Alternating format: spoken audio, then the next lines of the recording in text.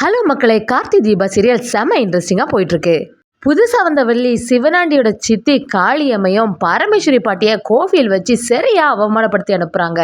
இதெல்லாம் பார்த்துட்டு இருந்த கார்த்தியும் ஒரு ஐடியா பண்ணி நம்ம ரேவதி ரோஹிணி எல்லாரும் சேர்ந்த மாதிரி பாட்டிக்காக காளியம்மையை எதிர்த்து பேசுறதுக்கு கோவிலுக்கும் போயிடுறாங்க.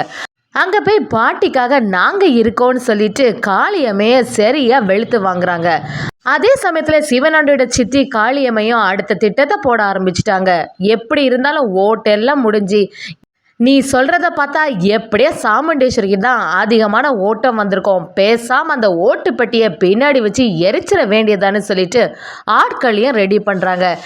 என்ன பிரச்சனை வந்தாலும் நம்ம கார்த்தி அந்த இடத்துல மாஸ்க் காட்டுவாங்கன்னே சொல்லலாம். அதை பற்றி தான் இந்த வீடியோக்குள்ளே பார்க்க போகிறோம். வீடியோக்குள்ளே போகிறதுக்கு முன்னாடி நம்ம சேனலுக்கு ஒரு லைக் அண்ட் சப்ஸ்கிரைப் பண்ணிடுங்க மக்களே. அப்படியே பக்கத்தில் இருக்க பெல் ஐக்கானையும் கிளிக் பண்ணிடுங்க. அப்போ தான் நான் போடுற வீடியோ எல்லாம் உங்களுக்கு நோட்டிஃபிகேஷனாக வரும். ஃபர்ஸ்ட் பார்த்தீங்கன்னா சிவனாண்டியோட சித்தி காளியம்மன் நம்ம பாட்டியை இப்படி சொல்லிட்டாங்களே, இதெல்லாம் சும்மா விடக்கூடாதுன்னு சொல்லிட்டு கோவிலுக்கே அவங்க பேத்திங்க எல்லாம் கிளம்பி போகிறாங்க. அந்த சைடு பார்த்தீங்கன்னா சிவனாண்டியா கிளவி என்ன சப்போர்ட்டுக்கு அந்த பேத்திகளையும் கூட்டிகிட்டு வராங்களா அப்படின்னு சொல்லவும் காளியம்மையும் அதுக்கு இப்போ என்ன இந்த பேத்திங்க வந்து என்னதான் சொல்ல போகிறாங்கன்னு பார்ப்போன்னு காளியம்மையும் அசால்ட்டாக நின்றுட்டுருக்காங்க. பாட்டியோட பேத்திங்களும் வந்து இங்கே யார் என்னோட பாட்டியை அவமானப்படுத்தினது தேவையில்லாமல் பேசுனதுன்னு கேட்கவும் காளியம்மையும் நான் தான் எல்லாம் பேசினேன், அதுக்கு இப்போ என்ன பண்ண போகிறேன்னு அசால்ட்டாக கேட்குறாங்க. ரேவதியும் ரோகிணி எல்லாம் சேர்ந்து என்ன நீங்கள் எங்கள் பாட்டிக்கு யாரும் இல்லை அப்படின்னு எல்லாம் சொன்னீங்க, எங்கள் பாட்டிக்கு ஏதாவது ஒன்றுனா அதை கேட்குறதுக்கு நாங்கள் 4 பேரும் இருக்கோம், எங்களை மீறி நீங்கள் எதுக்கு இந்த மாதிரிலாம் பேசுகிறீங்க அப்படின்னு கேட்கவும் காளியம்மையும் நீ எத்தனை நாள் தான் நீ இங்கே நிற்ப, உன்னோட அம்மா மட்டும் வந்துட்டாங்கன்னா எப்படி இருந்தாலும் அவங்கள தேடி தானே போகிற, அதுக்கப்புறமா இந்த கிழவி தனிமரமாக தானே இந்த வீட்டில் இருக்க போது, நீ என்ன பேசுகிற அப்படின்னு கேட்கவும் நம்ம ரேவதி இந்த மாதிரியெல்லாம் பேசாதுங்க, நாங்கள் பக்கத்து ஊரில் தானே இருக்கோம், அப்புறம் என்ன ஏதாவது ஒன்றுனா எங்கள் பாட்டிக்காண்டி நாங்கள் வந்து நிற்போம் அப்படின்னு ரொம்ப மாசாக பேசவும் காளியம்மையும் உன்னோட பாட்டிக்கு அவங்க பையன் மருமகளை வச்சு வாழ தெரியலை, இத்தனை வருஷம் ஆன பிறவும் அவளோட மருமகளை கூட சமாதானப்படுத்தி இந்த வீட்டில் வாழ வைக்க முடியலை, இவளையெல்லாம் எப்படி பெரிய மனுஷன்னு சொல்ல முடியும், அது மட்டும் இல்லாமல் அவளுக்கு முதல் மரியாதை கொடுத்து அம்மனுக்கு கூழு ஊற்ற வச்சா என்னதான் நடக்க போகும், இத்தனை வருஷமா இவா பண்ணனால தான் கும்பாபிஷேகம் கூட சரியாக நடத்த முடியலை, இவ ஒரு ராசி கட்டவான்னு சொல்லிட்டு பாட்டிய காளியம்மை வாக்கி வந்தவாறு பேச ஆரம்பிச்சிடுறாங்க. இதை கேட்டுட்டு இருந்த பேத்திங்களும் சும்மா விடாம காளியம்மையை வெளுத்து வாங்குறாங்க. எல்லாத்தையும் சைட்ல இருந்து கார்த்தி ராஜராஜன் மயில் வாகனம் எல்லாமே பார்த்துட்டு இருக்காங்க. ராஜராஜனும் கார்த்திட்ட என்ன மாப்பிள்ள இவங்க வாய்க்கு வந்த மாதிரிலாம் பேசிட்டு இருக்காங்களே, இப்போ என்ன பண்ணுறதுன்னு கேட்கவும் கார்த்தியும் சரி அமைதியாக இருங்க, அதான் அவங்க பேத்திங்க இதை பற்றி டீல் பண்ணிட்டு இருக்காங்களே அவங்க பார்த்துப்பாங்கன்னு சொல்கிறாங்க.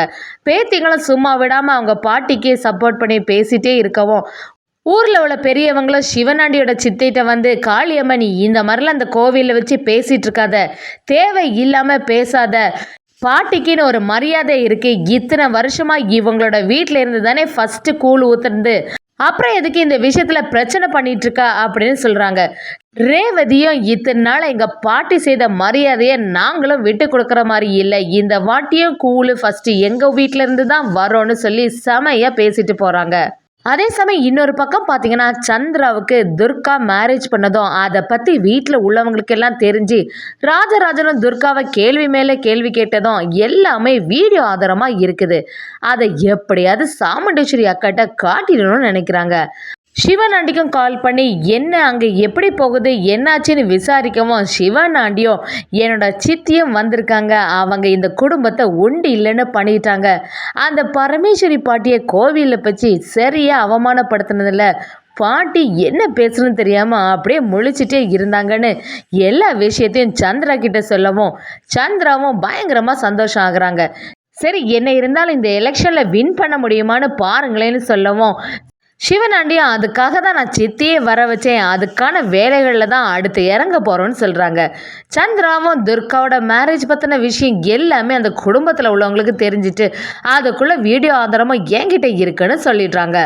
சிவனுடைய முத்துவேலும் காளியம்மைட்ட வந்து இது வரைக்கும் நம்ம போட்ட பிளான் எல்லாமே சொதப்பலாக தான் இருக்குது, இப்போ என்ன பண்ணலாம் அப்படின்னு ஐடியா கேட்கவும் காளியம்மையும் சரி ஓட்டு தான் எல்லாருமே போட்டாச்சு, இனிமே எதையும் மாற்ற முடியாது, நீ சொல்றத பார்த்தா எப்படியும் சாமுண்டீஸ்வரிக்கு தான் அதிகமான ஓட்டம் விழுந்திருக்கும், இனி என்ன பண்ண முடியும், எப்படியும் அந்த அரசு பள்ளியில தானே எல்லா ஓட்டு பெட்டியும் இருக்கும் அப்படின்னு விசாரிக்கிறாங்க.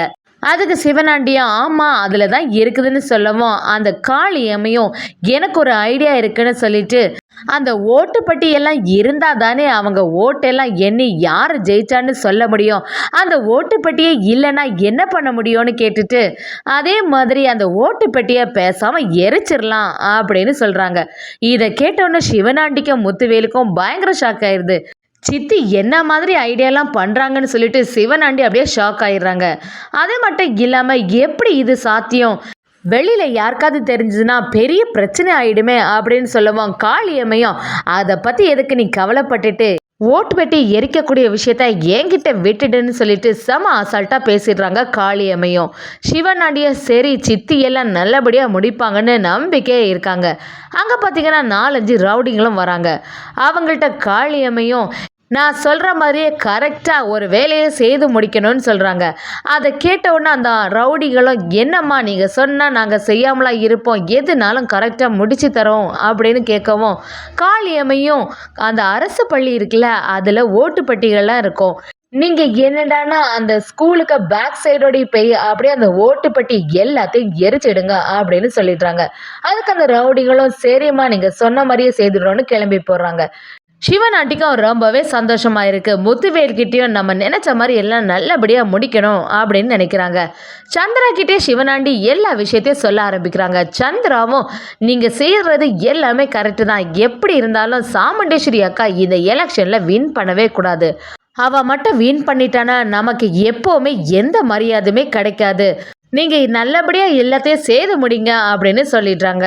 அதே சமயத்தில் முத்துவேலுக்கும் சிவனாண்டிக்கும் அவங்க பண்ண சவாலும் ஞாபகத்துக்கு வருது. இன்னொரு பக்கம் பார்த்தீங்கன்னா வீட்டுக்கு வந்த பாட்டியும் ரேவதி கிட்ட எல்லாம் நீங்கள் எல்லாம் எனக்காண்டி எவ்வளோ பேசியிருக்கீங்க, ரொம்பவே சந்தோஷமாக இருக்குது, எனக்காண்டி யாருமே இல்லைன்னு யோசிக்கும் போது நீங்கள் இந்த பாட்டி மேலே எவ்வளோ பாசம் வச்சுருந்தா கோவிலில் இந்த மாதிரிலாம் பேசியிருப்பீங்கன்னு சொல்லிட்டு பரமேஸ்வரி பாட்டியும் பயங்கரமாக சந்தோஷம் ஆகுறாங்க. ராஜராஜனும் பாட்டிக்கிட்ட வந்து எல்லாத்துக்கும் காரணம் நான் தானே அம்மா, நான் மட்டும் அன்னைக்கு உன் கூடவே இருந்திருந்தா இன்னைக்கு இவங்க எல்லாம் இப்படி பேசியிருப்பாங்களா, சாமுண்டீஸ்வரியோட கோபமும் எப்போதான் குறைய போகுதுன்னு தெரியல, சீக்கிரமா எல்லாமே சரியாகி ஒரே வீட்டில் நம்ம சந்தோஷமா வாழணும் அப்படின்னு ராஜராஜனும் பேச ஆரம்பிக்கிறாங்க. ரேவதியும் பாட்டிக்கு நீங்கள் அவங்க சொன்னதெல்லாம் நினச்சி ஏதாவது வருத்தப்படாதுங்க, அவங்க வேணும்னு உங்களை காயப்படுத்துறதுக்காண்டி இப்படியெல்லாம் சொல்லியிருக்காங்க, எது எப்படி இருந்தாலும் சீக்கிரமாக அம்மா மனசு மாறிடுவாங்க, அது மட்டும் இல்லாமல் ஒன்றா நம்ம சேர்ந்து வாழலாம் சொல்லவும் நம்ம கார்த்தியும் பாட்டிக்கு சமாதானப்படுத்துகிற மாதிரி பார்க்குறாங்க.